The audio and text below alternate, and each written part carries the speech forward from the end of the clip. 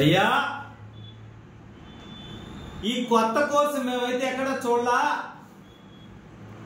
Civil ఇంజనీర్లో ఇది కూడా ఒక సబ్జెక్ట్ ఉందనేటువంటి విషయం మాకు ఇప్పుడు దాకా తెలీదు. ఏందయ్యా ఇదా? ఏంది ఇది? లాంగ్వేజ్ ఏంది? ఈ సివిల్ ఇంజనీరింగ్ ఏంది? ఈయనకి మళ్ళీ డాక్టరేట్ ఏంది? ఎవరయ్యా ఇచ్చిందా? ఎవరయ్యా ఈయనకి డాక్టరేట్ ఇచ్చింది? కర్మగాలి సర్వేపల్లి నియోజకవర్గ ప్రజలు 2 సార్లు గెలిపించారు కదా. ఇటువంటి మాటలు మాట్లాడే వ్యక్తిని రాజకీయ జీవితంలో ఎవరన్నా ఎంత దరిద్రంగా మాట్లాడతారంటయా? ఏందయ్యా ఇదే? మేమేడా చూడలా, మేమేడా ఇన్లా, మాకు తెలిసి మేము ఇన్లా. సివిల్ ఇంజనీర్ అంటే ఆయన పెద్దోళ్ళు చెప్తుంటారు ఊర్లలో, మా పల్లెటూర్లలో, చదువెందుకు సంకనాకన, సంస్కారం లేని మాటలు మాట్లాడలేని, సంస్కారం లేని హీనుడిని గురించి ఇటువంటి వ్యక్తులు సమాజానికి అవసరం లేదు. 10 బర్రెలు మేపుకుంటే పాలిస్తాయి, పెరిగిస్తాయి, మజ్జిగిస్తాయి, వాటితో బతకొచ్చు.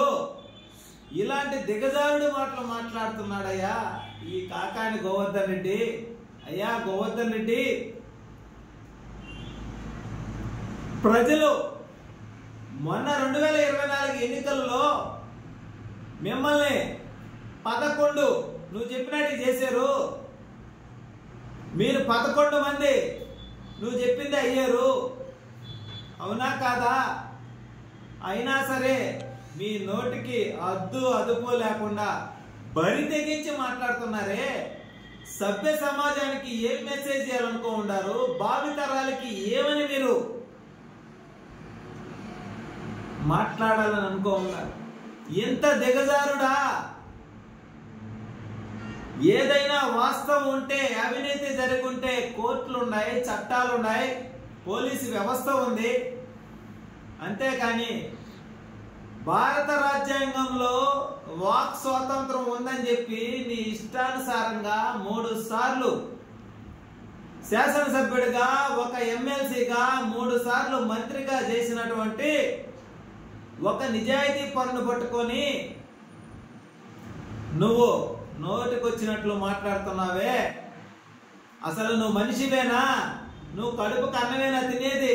మీ ఇంట్లో ఆడవాళ్ళు లేరా? పిల్లలు లేరా? రాష్ట్రంలో మహిళలు లేరా?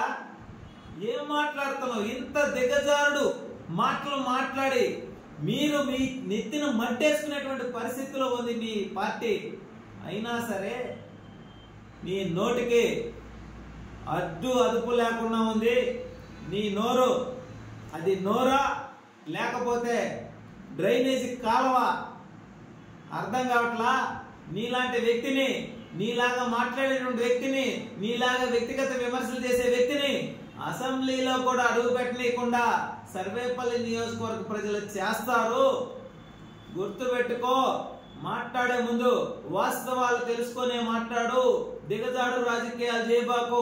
గతంలో కూడా సోమిరెడ్డి చంద్రమోహన్ రెడ్డి గారు నువ్వు చేసినటువంటి అక్రమ మైనింగ్ పై 3 రోజుల పాటు దీక్ష చేస్తే ఇజ్రాయెల్తో దీక్షను భంగం చేయించాలని చూశారు.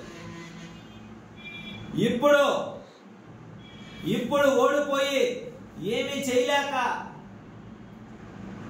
కొత్త గేములు ఆడతా కాకుటూరు శివాలయం గురించి, అక్కడ భూమి గురించి వాస్తవాలను తెలుసుకోకుండా నీ భజన బృందాన్ని తీసుకొని వచ్చి, ఎక్కడో పేటీఎం బ్యాచ్ ని తీసుకొని వచ్చి భజనలు చేయించి సోమిరెడ్డి ₹1 కోటి అక్రమంగా తీసుకున్నాడని చెప్పి మాట్లాడుతున్నావే. వాస్తవం తెలుసుకొని మాట్లాడు. ఆయన ఇంటర్మీడియట్ చదివినా ఆస్తులు పోగొట్టుకున్నాడే గాని సర్వేపల్లి నియోజకవర్గాన్ని నీలాగా దోచుకోలేదు, అన్యాయం చేయలేదు, అక్రమం చేయలేదు, అమాయకుల పైన కేసులు పెట్టించలేదు. ప్రజల కోసమే సర్వేపల్లి నియోజకవర్గం కోసమే పనిచేసేటువంటి వ్యక్తి. మరి సిగ్గు శరం లేకుండా నువ్వు ఏ ఎత్తులు ఎత్తినా సరే కూటమి ప్రభుత్వం ఒక్కసారి కళ్ళు తెరిచి కూటమిలో ఉన్న ప్రతి నాయకుడు కూడా ఒక్కసారి పోస్తే కొట్టుకుపోతావు నువ్వు. ఏంది? ఒక్కసారి కూటమిలో ఉన్నటువంటి ప్రతి ఒక్కరు పోస్తే ఆ దెబ్బకే కొట్టుకుపోతావు నువ్వు. అటువంటి నువ్వు కూడా దిగజారుడు రాజకీయాలు చేస్తా దిగజారుడు మాటలు మాట్లాడుతూ ఉంటే ఎవరు చూస్తా ఊరుకోరు.